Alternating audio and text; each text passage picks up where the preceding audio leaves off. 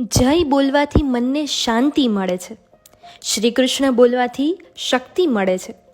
જય શ્રી કૃષ્ણ બોલવાથી જ ભક્તિ મળે છે અને ભક્તિથી જ શ્રી કૃષ્ણ મળે છે અને શ્રી કૃષ્ણ મળવાથી પાપોમાંથી મુક્તિ મળે છે. માટે જ્યારે પણ મળો જય શ્રી કૃષ્ણ બોલો. દુનિયામાં ખુશી એમને નથી મળતી જે પોતાની શરતો મુજબ જિંદગી જીવે છે, પરંતુ તેને મળે છે જે બીજાની ખુશી માટે પોતાની શરતો બદલી શકે છે.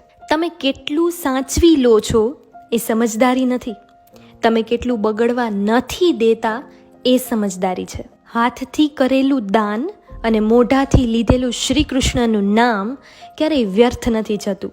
માટે બોલો જય શ્રી કૃષ્ણ. હે પ્રભુ, પ્રતીક્ષા કરું છું હું તારી અને પરીક્ષા કરે છે તું મારી. કરી લે તું ગમે તેટલી કસોટી મારી, નહીં ખૂટે તારા પ્રત્યેની શ્રદ્ધા મારી. નસીબ આપણને મોટા ભાગે ત્યારે જ યાદ આવે છે જ્યારે કંઈ ખોટું કે ખરાબ થતું હોય છે.